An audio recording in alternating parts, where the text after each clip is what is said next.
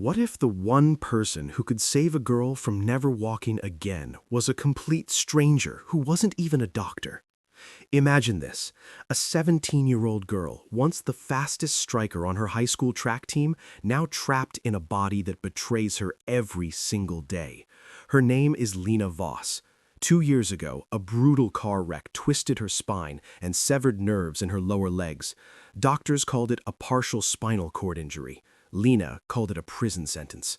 But her father, Marcus Voss, tech mogul worth billions, founder of a global biotech empire, he threw everything at it. Experimental stem cell treatments in Switzerland, robotic exoskeletons custom built in his own labs, surgeons who charged more for one consultation than most people earn in a lifetime. Money erased waiting lists, flew in miracles overnight. Yet after all that, the verdict stayed the same. She may improve slightly, but independent walking? Unlikely. Lena hated the pity in their eyes most of all. She hated how her father's wealth turned her into a project, not a person. Inside, she wondered, am I broken forever, or is everyone just too afraid to say there's no fixing this? One rainy afternoon, they pulled into a nondescript auto repair shop on the outskirts of the city. Nothing special, just routine maintenance on Lena's modified van, the one with the wheelchair ramp and hand controls. The dealership had outsourced it here because the owner had a reputation for flawless work on adaptive vehicles. No one expected anything more. The owner was Elias Kane, 42, widowed, raising his 10-year-old daughter alone after cancer stole his wife 5 years earlier. Elias had once been an elite marathoner, qualifying for nationals until a construction site collapse mangled his hip and ankle. Doctors patched him up enough to walk, but running? Gone. He rebuilt his life wrench by wrench, teaching himself to move without the fluid grace he'd lost. Pain became his quiet teacher, patience his only therapy. As Lena wheeled in, supported by her mother, Marcus was away closing another deal. Elias glanced up from under a hood. Grease streaked his forearms. His eyes met hers across the concrete floor. Something flickered there. Not sympathy, understanding, the kind that comes from sharing the same invisible scar. He finished the van's repairs ahead of schedule, handed over the keys, but as Lena prepared to leave, he cleared his throat. Mind if I take a quick look at your braces? I've modified a few for clients. Might make transfers easier. Her mother, Victoria, stiffened. They'd consulted world-renowned orthotists. A garage mechanic? Absurd. But Lena felt a spark of defiance. Sure, why not? That's when the first twist hit. Elias didn't touch the braces right away. Instead, he asked Lena to stand, if she could, and describe exactly what she felt when weight hit her left foot. Numbness, tingling, fear? She answered honestly, voice cracking. He'd heard those words echo in his own head years ago. Victoria watched, arms crossed, thinking, this is ridiculous, we're wasting time.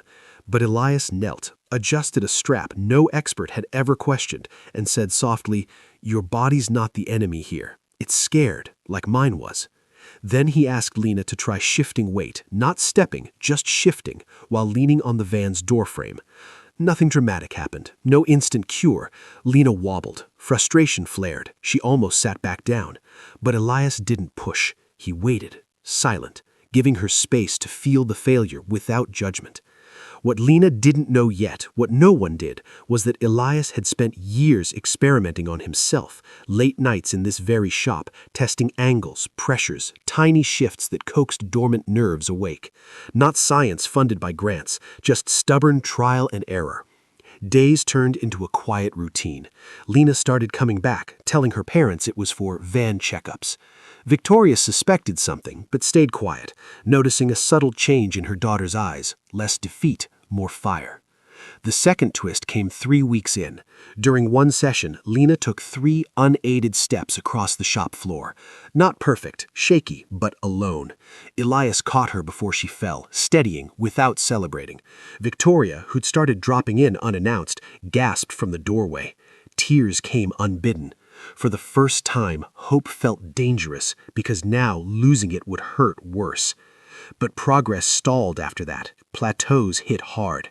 Lena raged one afternoon, throwing her crutches against a toolbox. Why tease me with this if it's not real? Elias didn't defend himself. He shared his own story fully for the first time, how he'd quit running not because he couldn't walk, but because he couldn't face the slow rebuild, how his daughter's laughter pulled him back. "Healing isn't linear," he said. "It's messy, but it's yours." Victoria overheard. Something cracked open in her. She'd spent years managing Marcus's empire while he chased cures, believing control equaled love. Now she saw how it had isolated them all. Slowly, Lena returned. Elias introduced gentle resistance, rubber bands, balance boards built from scrap. No fancy equipment, just consistency. Between customers, he'd guide her through movements while his daughter did homework in the office, occasionally peeking out with shy encouragement. Marcus finally visited, skeptical, ready to dismiss, but watching Lena laugh through a fall, actually laugh, he stayed silent. Later, privately, he asked Elias, "How much?" Elias replied, "Nothing, this isn't a service." That humility shook Marcus more than any breakthrough. Months passed in small victories and bigger setbacks. Lena ditched the wheelchair for crutches full-time, then forearm crutches, then a single cane. Each reduction felt like shedding chains. The final payoff arrived unexpectedly at Lena's graduation ceremony. She'd insisted on walking the stage alone. The auditorium held its breath as she rose from her seat. One step, pause, another, no cane, no brace visible under her gown. She crossed that platform with a limp, yes, but upright, owning every inch. In the audience, Elias sat with his daughter, hand squeezed tight. Victoria wept openly. Marcus stood applauding first, loudest. Lena didn't get her old speed back. Some numbness lingered, but she reclaimed agency over her body, and something deeper, trust in the slow, unglamorous path. This story stayed quiet. No headlines, no viral fame, just lives quietly intertwined.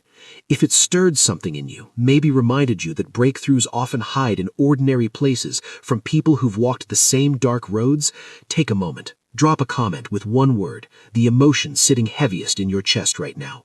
Inspired? Grateful? Moved? Whatever it is. Your shares and engagement help stories like this reach someone wrestling with their own impossible today.